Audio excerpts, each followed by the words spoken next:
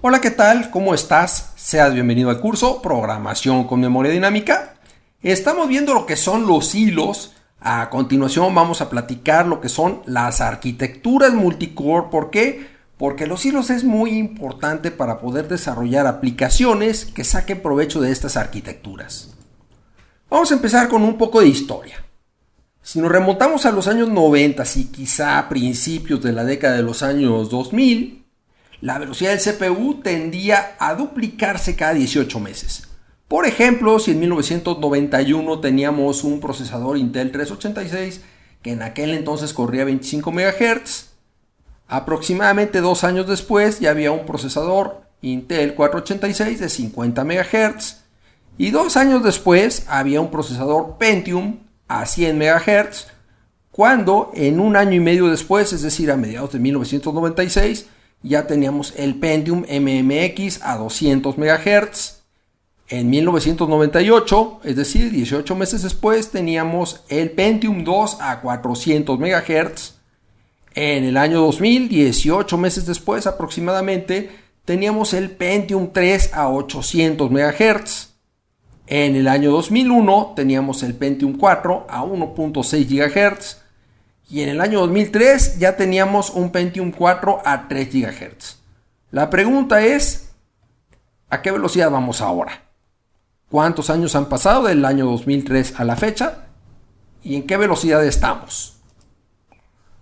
¿Cuál es el problema? Vamos a ver una gráfica de potencia y frecuencia.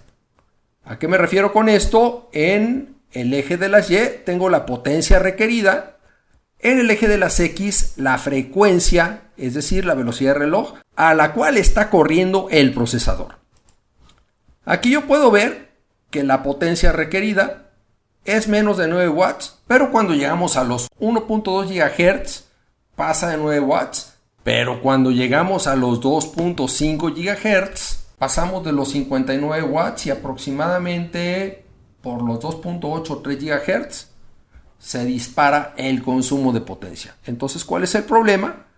Pues que los procesadores, conforme les empieza a aumentar la velocidad, empiezan a requerir mucho más potencia. Entonces, esta potencia no aumenta en forma proporcional con la velocidad de reloj.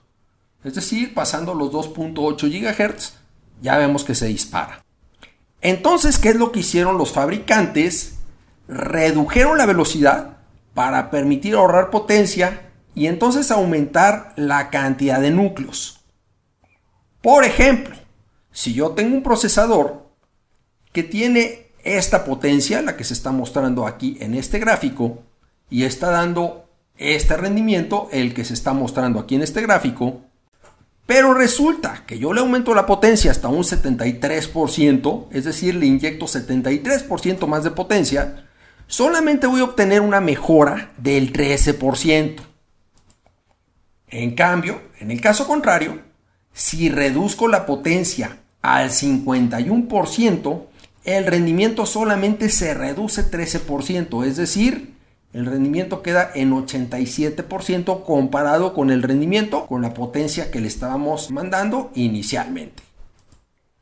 Entonces, ¿qué fue lo que hicieron? Vamos a bajar la potencia a un 51% y vamos a poner otro núcleo que esté a esa misma potencia, de manera que entre los dos núcleos voy a lograr un rendimiento de hasta 73% más, solamente con 2% más de potencia requerida.